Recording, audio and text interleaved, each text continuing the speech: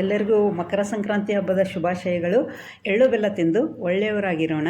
ಬನ್ನಿ 5 ನಿಮಿಷದಲ್ಲಿ ಎಳ್ಳು ಮತ್ತು ಬೆಲ್ಲದಿಂದ ಚಿಕ್ಕಿ ಯಾವ ರೀತಿ ಮಾಡಬೇಕು ನೋಡೋಣ.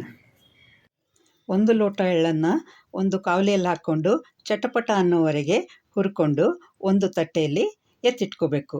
3/4 ಲೋಟ ಬೆಲ್ಲನ ಪುಡಿ ಮಾಡಿಕೊಂಡು ಕಾವಲಿಯಲ್ಲಿ ಹಾಕ್ಕೊಂಡು ನೀರು ಹಾಕದೆ ಅದನ್ನು ಕರಗೋವರೆಗೆ ಪಾಕ ಮಾಡಿಕೊಂಡು, ಪಾಕ ಸ್ವಲ್ಪ ಗಟ್ಟಿ ಆಗ್ತಾ ಇರುವಾಗ ನಾವು ಎತ್ತಿಟ್ಕೊಂಡಿರೋ ಎಳ್ಳನ್ನು ಅದಕ್ಕೆ ಹಾಕಿ ಚೆನ್ನಾಗಿ ಮಿಕ್ಸ್ ಮಾಡ್ಕೋಬೇಕು. ಇದಕ್ಕೆ ಸ್ವಲ್ಪ ಏಲಕ್ಕಿ ಪುಡಿನ ಕುಟ್ಟಿ ಹಾಕ್ಕೊಳ್ಬೇಕು.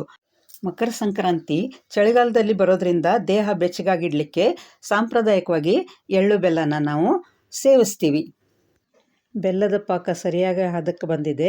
ಇನ್ನು ಇದನ್ನು ಒಂದು ತುಪ್ಪ ಸವರಿದ ಕಲ್ಲಿನ ಮೇಲೆ ಹಾಕ್ಕೊಂಡು ಸೌಟಿನಿಂದ ನೀಟಾಗಿ ಸವರ್ಕೊಂಡು ಚಿಕ್ಕ ಚಿಕ್ಕ ತುಂಡುಗಳನ್ನಾಗಿ ಕತ್ತರಿಸಿ ತಟ್ಟೆಯಲ್ಲಿ ಎತ್ತಿಟ್ಕೋಬೇಕು.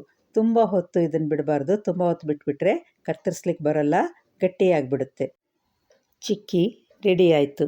ಈ ಮಕರ ಸಂಕ್ರಾಂತಿ ಹಬ್ಬ ನಿಮಗೆ ಸುಖ ಸಮೃದ್ಧಿ ತರಲಿ. ಸಂಕ್ರಾಂತಿಯ ಸೂರ್ಯನ ಕಿರಣದ ಜೊತೆ ನಿಮ್ಮ ಜೀವನವು ಸುವರ್ಣ ಅವಕಾಶದಿಂದ ತುಂಬಿರಲಿ. ಮಾಗಿಯ ಚಳಿ ಮಾಯವಾಗಿ ಮನಸ್ಸು ಹೊಸ ಚೈತನ್ಯದಿಂದ ತುಂಬಿರಲಿ. ಎಳ್ಳಿನಂತೆ ಶುದ್ಧವಾಗಿರಲಿ ನಿಮ್ಮ ಜೀವನ, ಬೆಲ್ಲದಂತೆ ಸಿಹಿಯಾಗಿರಲಿ ನಿಮ್ಮ ಮಾತು. ನಮಸ್ಕಾರ.